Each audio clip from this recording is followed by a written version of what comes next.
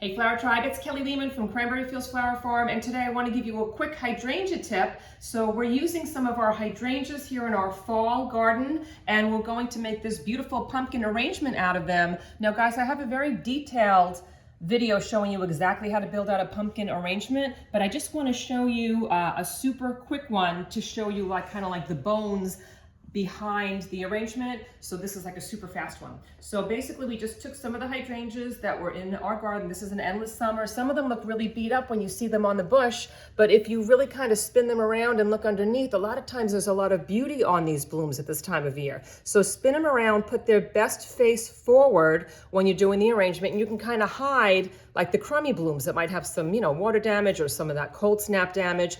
So go for the prettiest side. And we basically just took a vase that's in the shape of a pumpkin, and you can get these either at like AC Moore or Michael's or some of your local craft centers. We put in some fresh Oasis foam. We soaked it with some water, and I basically just gave these hydrangeas a little clip on the bottom. I gave them a fresh cut, and we just placed them in the Oasis foam. And what I did was we basically just went around the entire bottom of the vase and the middle and the sides. You can tell we did it over here. We added some fresh greens, and we just kept spinning it around and adding it and building it up. And now we've got a beautiful base for our arrangement. So it's just, these are limelight hydrangeas that we added, but you can also do it with any of your hydrangeas.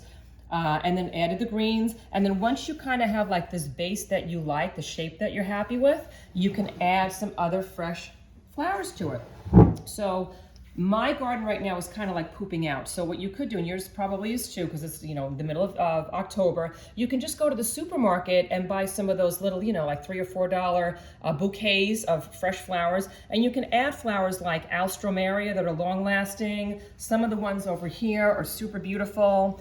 We've got like a lily just put right in the middle. Believe it or not, these are leaves that are from some Montauk daisies that are going to bloom soon, but we like the shape of the leaves here, so that just made it for some interest in this arrangement. And then of course, I love using sedum at this time of year because sedum is super long lasting. It's a drought tolerant plant, and it's a super flower to grow in your flower gardens. So this is what some of these look like. They're going out the barn door today. These are for our Flowers of the Month Club, for our cranberry members. And guys, if you want to see like an even more detailed version of how to build these out, I will put that in descriptions below. So thank you so much for joining me in this video. Please check out my online flower courses because I chose the most beautiful flowers that I grow in my garden that give me the least amount of agita, and they give me the most amount of beauty. And I made some videos on them showing you how to have your own fresh flower cut gardens. I will link those in descriptions below. And please come say hi to us over on my Cranberry Fields Instagram page. You can check out my podcast.